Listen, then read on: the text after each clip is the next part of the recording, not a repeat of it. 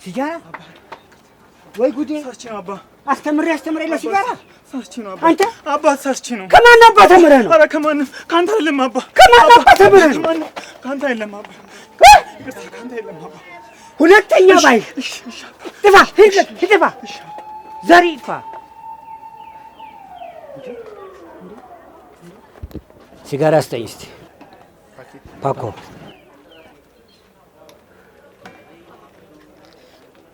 አቃጠለኝ እኮ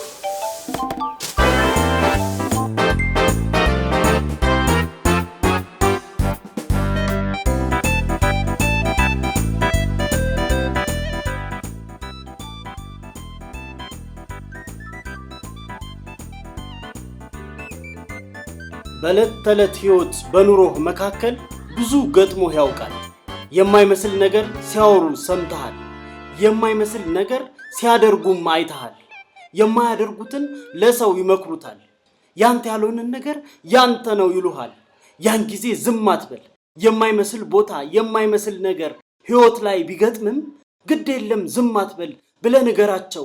አልተዋጠልኝም አልተዋጠልኝም አልተዋጠልኝም።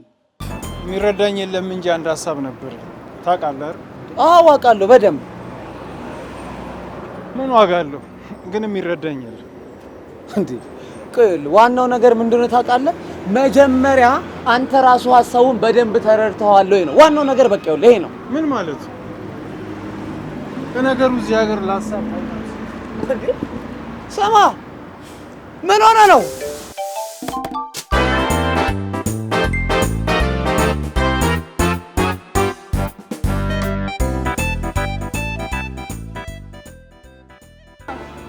ጠንቃቃ ወንድ ደስ ይለኛል። በድምጽ ሚሚ ዳይፐር እኔ በራሴ በጣም እተማመናለሁ። የምጠቀመው አልሚ ሞዴል ስለሆነ ነው። አንዲት ቆንጆ ወጣት ስትደሰት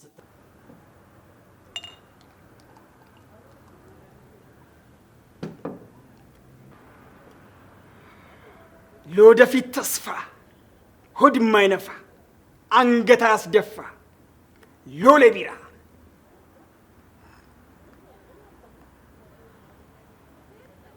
ለዴፓሪና ለትምህርት ቤት ዝግጅት በፋብሪካ ዋጋ ከ18 ዓመት በታች የተከለከለ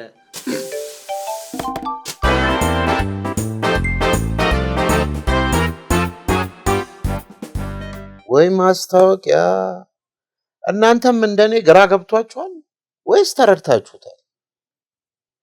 እኔ ግን የማየው አልተዋጠልኝም። አንዳንድ ማስታወቂያ ምንም አይጥመኝም።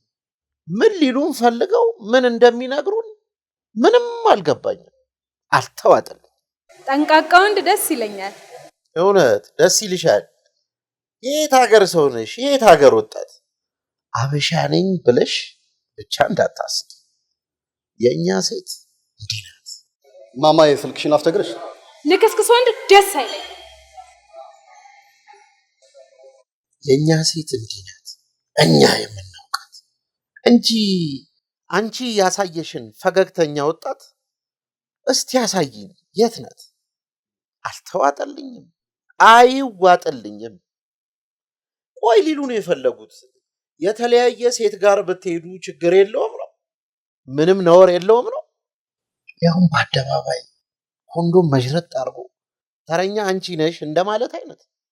በሌላ አይነት መንገድ ጠፍቷቸው ነው በቃ ተጠንቀቁ ማለት። አልተዋጠልኝም። እስቲ ዳይፐር ስጠኝ።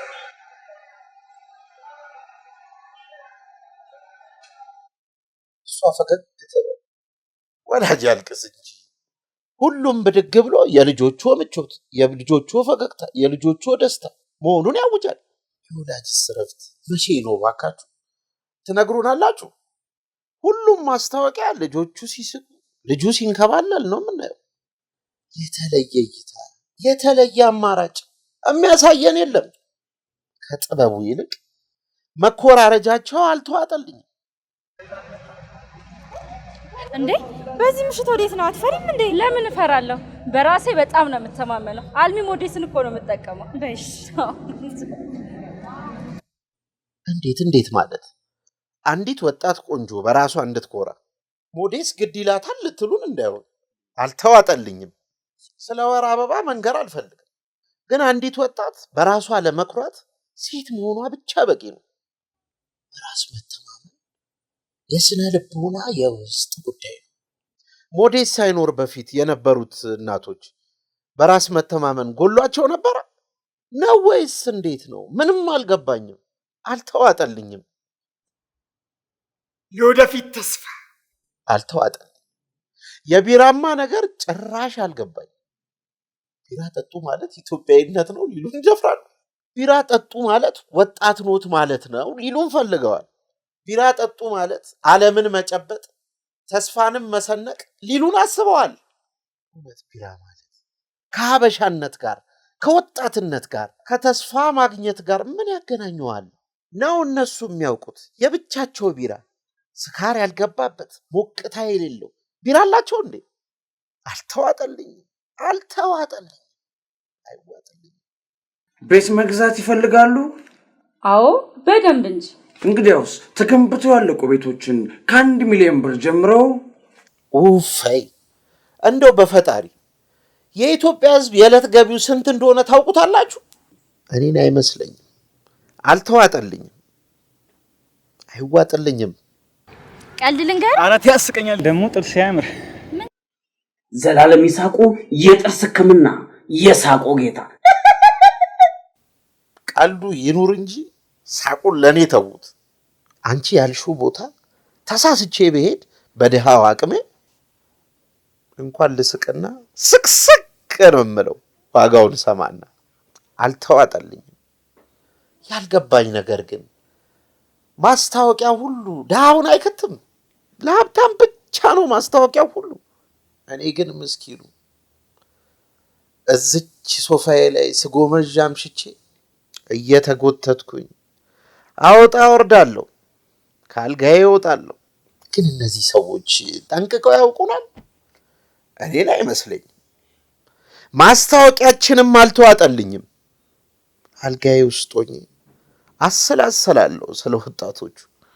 ማስታወቂያችን ላይ በዝተው የሚገኙት ወደው ሱፉን አድርጎ ወደ ቤት ሲገባ ስልኩ የሚጠራው ንብረትህ ወደመ ተብሎ ሲነገረው ትንሽ ተከዝ ብሎ ንብረቱ ይተካል፣ ተዉት ግድ የላችሁ ሲል የሰማሁትን አሁን እኔ ብሆን እንዴት ነው መሆነው ስላስበውና ለካ ማስታወቂያው ለኔ አይደለምና ትቼው ተኛለሁ።